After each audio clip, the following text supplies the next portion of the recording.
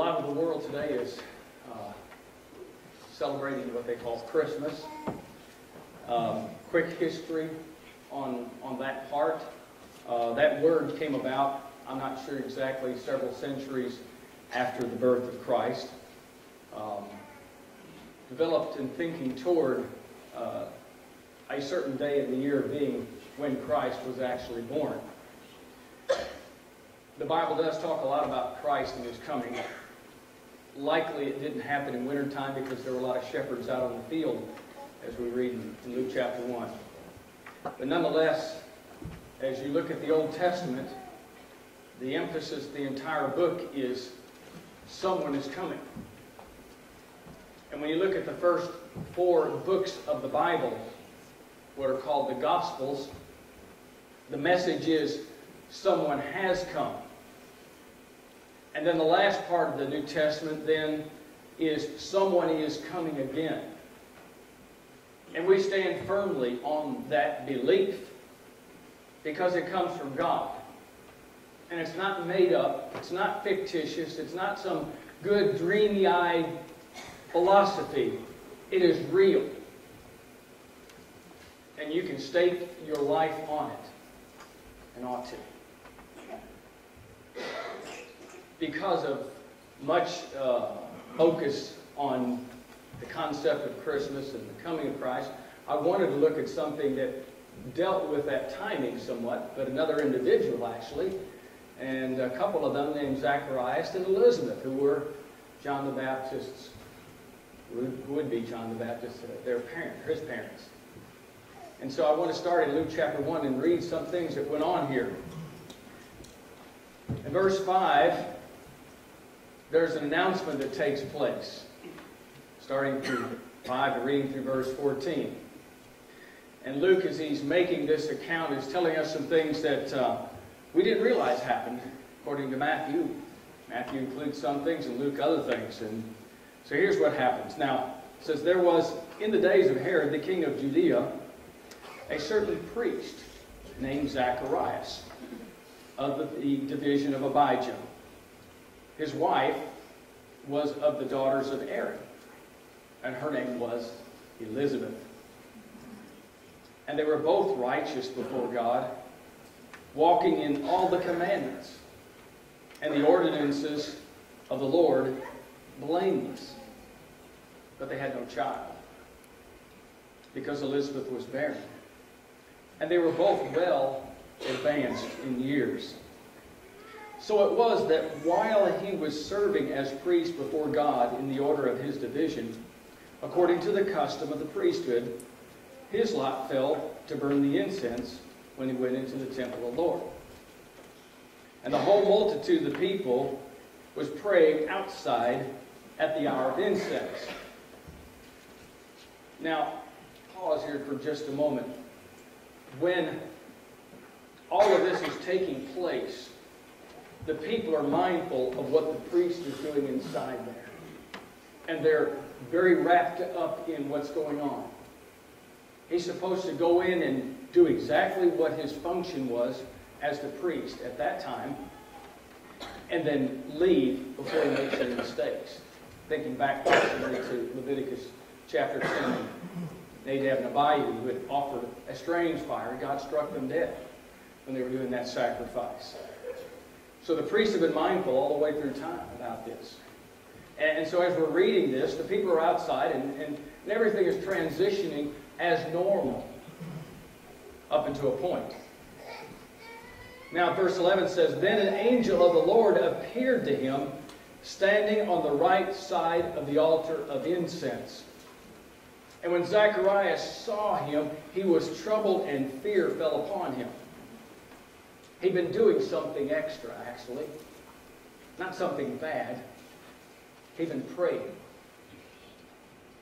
And the angel had to come talk to him about it. The angel said to him, Do not be afraid, Zacharias, for your prayer is heard. And your wife Elizabeth will bear you a son, and you shall call him John. And you shall have joy and gladness, and many will rejoice at his birth. Well, I guess so, as old as they were. This is very much reflective of what went on at another Old Testament situation here, where a couple had waited a long time. This one, however, received a promise. Abraham did. And yet, by the time he got up in the years, he kind of decided maybe this wasn't going to happen. As you're going through this, Zacharias is worried.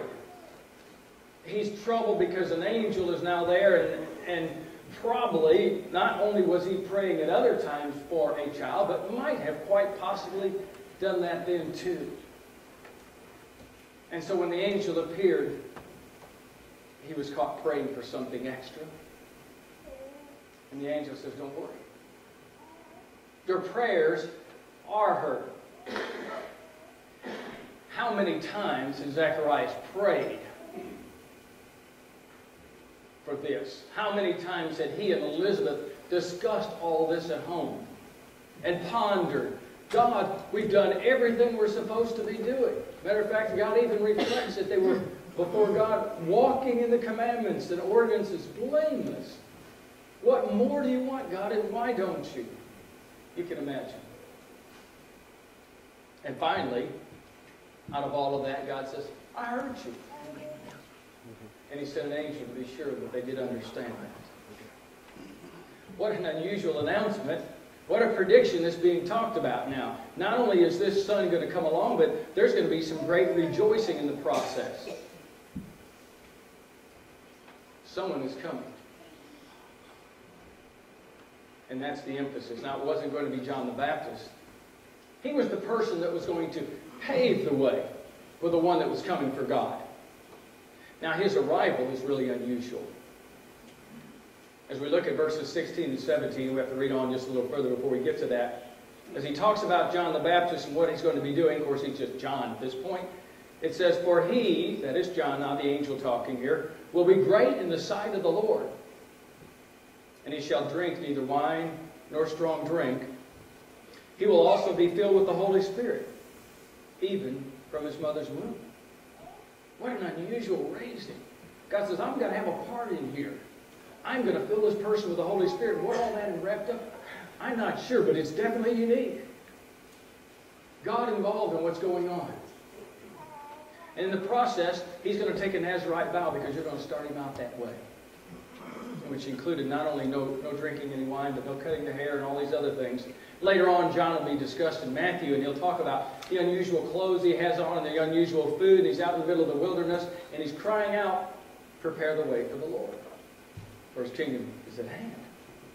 Unusual arrival, though, we're getting to here. But as we're following the footsteps and all of the process here, I want you to notice something. God is doing something rather unusual.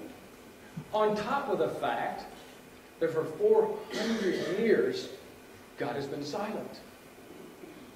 That last prophecy from the words of Malachi took place 400 years before this angel arrives here. God has been intentionally quiet in the whole process. This is what I'm saying, this is the way it ought to be, and then he just quit. And they waited. Maybe another prophet's going to come, and none came. And none came. Just dead silence. Now, in this whole process here, as things are developing here, you'll see that God unfolds the whole situation. As was predicted, Elizabeth does get pregnant. And in this whole process, when she goes to see Mary, who also had word from an angel, the babe leaps within her womb because of what's happening here. And Elizabeth, so excited about what's going on, just as amazed at what's happening, and you're seeing the interaction of what God is doing. And again, something great happening. Wake up, world. God is doing something now. And it doesn't have to do with just manger scenes and a devout moment of the time. But God is about to change the world.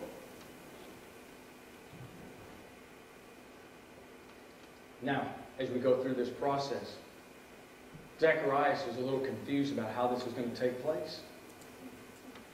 Verse 17, talking about what John is going to be doing, verses 16 and 17. And he will turn many of the children of Israel to the Lord. But wait a minute. They're already children of Israel. Yeah, but in their hearts, they've gone another direction. They needed a major turning. And your son, the one that we're now telling you about, is going to be involved in that. He is going to be the focal point in getting this thing done. Verse 17, and he will also go before him, capital H, talking about the Lord here, in the spirit and power of Elijah, to turn the hearts of the fathers to the children, and to the disobedient to the wisdom of the just, to make ready people prepared for the Lord. Wow, what a life he's going to have. And Zacharias is taking all this in, and then a thought occurs to him. Wait a minute. Great that God sends an angel now, but I'm a bit old. And this isn't going to work. And he starts thinking about it, and he talks back to the angel here, verse 18. And Zacharias said to the angel, how shall I know this? Now really, he's doubting that God can do this. Can you really prove this for me? He wanted a sign. And so the angel gives him one. His comment, how shall I know this? For I'm well advanced, and my wife is well advanced in years. And the angel answered and said to him, I am Gabriel, who stands in the presence of God, who was sent to speak to you and to bring you glad tidings. God hears. Are you hearing? That's basically what he's saying. But behold, you will be mute and not be able to speak until the day these things take place, because you do not believe my words, which will be fulfilled in their own time. Now, while all of this is happening and the discussion's going on, the people are outside praying. And they're getting a little concerned. And as you read on here now, you can see what's happening here. And the people waited for Zacharias and marveled when he lingered so long in the temple. But when he came out, he could not speak to them. They perceived that he had seen a vision in the temple, for he beckoned to them, and so remained speechless. And so it was, as soon as the days of his service were completed, that he departed to his house. Now after those days, his wife Elizabeth conceived. Beautiful. It's like God said.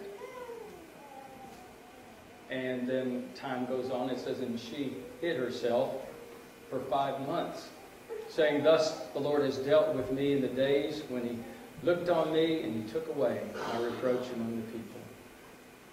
God's up to something, and it's something great. And in the whole process of time, Zechariah, this great priest, this man who was strong in his faith and was blameless in his commands, doubted that it could really take place. Do you get what we're looking at here? Because sometimes I think we're that way. When we're watching what's going on here, and God is doing something, boy, it's tough to see how God can really pull it off. Don't know if he can do all that. No, he doesn't send angels, maybe particularly, but God's after a convicted heart of faith. We talked about it. One that would believe. This John the Baptist was going to be paving the way for Jesus Christ. A tremendous mission he had, and he did so. This takes place later, but I want you to look at verses 59 down through 66 and see what happens here. So it was, on the 8th day, this is after, no, let's back up, let's read verse 57 here. Now Elizabeth's time was full, and so it came to her to be delivered, and she brought forth a son. And when her neighbors and her relatives heard how the Lord had shown great mercy on her, they rejoiced with her, just like the angel said. Now verse 59. So it was that on the 8th day that they came to circumcise the child. And they would have called him by the name of his father, Zacharias. Remember, Zacharias can't talk. But they said to her, there's no one among your relatives who's called by this name. She wants John, mentioned there in verse 60. So they made signs to his father what he should have him called. And he asked for a writing tablet, and he wrote, saying, his name is John. So they marveled, and immediately his mouth was opened, and his tongue was loosed, and he spoke, praising God. So amazing. Then fear came upon all those who dwelt around them, and all the sayings were discussed throughout all the hill country of Judea. And all of those who heard them kept them in their hearts, saying, what kind of child would this be? And the hand of the Lord was with them. How will I know? Can I really trust God to pull it off? Well, the more amazing things than that happened. As you know, that through Mary, a virgin birth took place. And that's obviously almost out of sync as far as a virgin birth. But it did. Because of the hand of God. God continues to work in our world. Sometimes we deal with a lot of things that cause us to doubt. I have mine. You have yours. A lot of times we'll pray over those things and anguish over them sometimes. And wonder, does God really hear? And Zacharias got a visit. And not only did God hear that one prayer, but all the others. So much happens with God's timing and not ours. And that's a tough thing for us. And yet that's what God is saying. I want you to trust me in what I'm doing. This whole issue, from the Old Testament all the way down to this time, as we said, was someone is coming. They waited for I don't know how long, and all these different prophets and all these different people, and yet where was the Messiah? They lived under Roman Empire eventually that was so ruthless and so horrible, we couldn't begin to imagine empathetically what it was like. Where is this Messiah? In God's time, He came. This whole issue here of what's going on here is God has a plan. God is up to something. Our part is to believe and keep trusting and not give up. How great it is. In this whole thing, you might notice too, the message that John's going to be doing is going to be involved in paving the way for Jesus. Described much like what was going on in the days when the kings would travel from one place to another, and they would cry out, pave the way, for the king is coming. And they would go out and straighten some of the roads and make sure that all the bramble and all the stuff is clear so the king had a smooth path in. This is what John was doing. He was opening the hearts of individuals and preaching very diligently to these people, reminding them that a Lord is coming. He did it so powerfully they thought maybe it was him. And they said, no, not me. I'm not even worthy to untie his sandal. And yet, he did pave the way in this whole process. As we think about who we are as Christians, I think we're up to a little bit of what John the Baptist did. Paving the way for Jesus to come into this world. So much pomp is around this idea of Christmas that we lose sight of what God's up to. A lot of focus on a baby being born, when it's God sending His Son to this earth. Because He's up to something. And it's way beyond all the things we could ever imagine. And it's for you. And for me.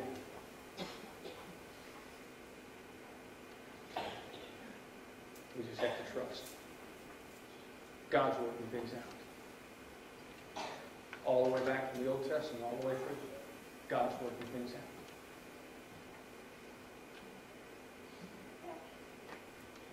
Trust Him. Trust Him. Close the lesson this morning with an invitation.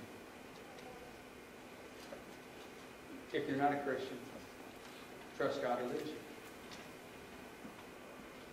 You're struggling with issues and need prayers, trust that God will work it out. Pray more. Just hang in there. Wait for the time. Not an easy thing. Not at all. But God knows what He's up to. And His timing is perfect. If you've never been baptized in the church, this Lord that we described after John begins paving the way that came to this earth and died on the cross because you needed a sacrifice. A perfect one. Will you accept it? Will you be baptized into Christ and give your life to Him? It's an essence of trust. Think about it, and if you're ready to respond to the gospel invitation, I invite you to come while we stand. I know